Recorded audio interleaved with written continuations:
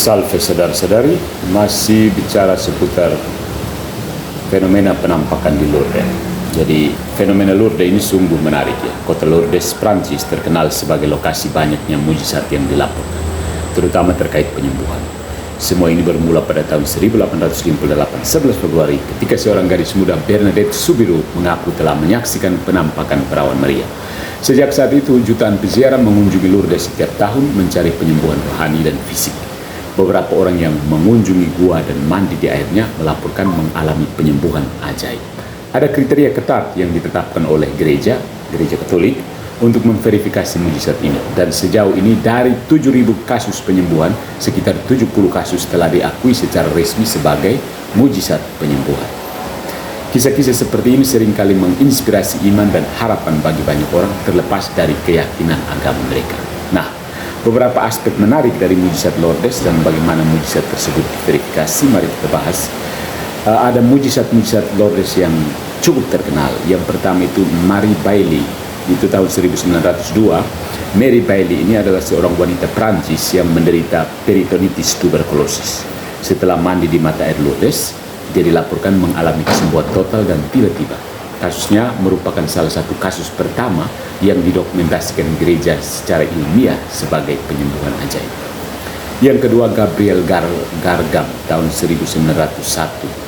Ya, Gargam ini seorang pekerja pos, lumpuh dari pinggang ke bawah setelah mengalami kecelakaan parah. Setelah berziarah ke Lourdes, dia dikatakan mampu berjalan lagi dan kasusnya diakui sebagai mujizat oleh gereja Katolik. Yang ketiga, Elizabeth Lasser tahun 1952. Elizabeth Lasser menderita multiple sclerosis dan harus menggunakan kursi roda. Setelah mengunjungi Lourdes dan mengikuti pemandian mandi di airnya, dia dilaporkan mengalami pemulihan total dan mampu berjalan lagi. Nah, bagaimana sebenarnya proses verifikasi gereja Katolik ini? Gereja Katolik itu menetapkan proses yang ketat untuk memverifikasi mujizat Lourdes. Yang pertama itu dengan pemeriksaan medis awal.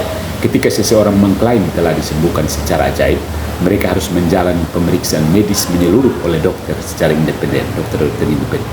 Dokter-dokter ini mengkonfirmasi diagnosis dan mendokumentasikan kondisi sebelum dan sesudah dugaan mujizat tersebut. Yang kedua, ada Biro Medis Lourdes. Ya, kasus tersebut kemudian ditinjau oleh Biro Medis Lourdes, sebuah panel dokter internasional, kumpulan dokter ahli, yang menilai apakah penyembuhan tersebut dapat dijelaskan dengan cara alami atau memang merupakan mujizat. Dan yang ketiga, proses kanonisasi. Jika Biro Medis menyimpulkan bahwa penyembuhan tersebut tidak dapat dijelaskan oleh ilmu kedokteran terbaru, kasus tersebut akan diteruskan ke Vatikan. Di sana, kasus tersebut diperiksa oleh Kongregasi untuk Urusan Orang Kudus yang mencakup para teolog dan pakar lainnya. Mereka menentukan apakah penyembuhan tersebut benar-benar mujizat dan apakah memenuhi kriteria untuk pengakuan resmi oleh gereja. Dampak pada peziarah. Bagi banyak peziarah, kisah-kisah penyembuhan ajaib di Lourdes memberikan harapan dan mengilhami iman. Dan situs tersebut terus menarik jutaan pengunjung setiap tahun. Banyak diantaranya yang mencari penyembuhan spiritual dan fisik. Bagaimana dengannya? Bunda Maria menyertai dan mendoakan kita, pengantara segala hal.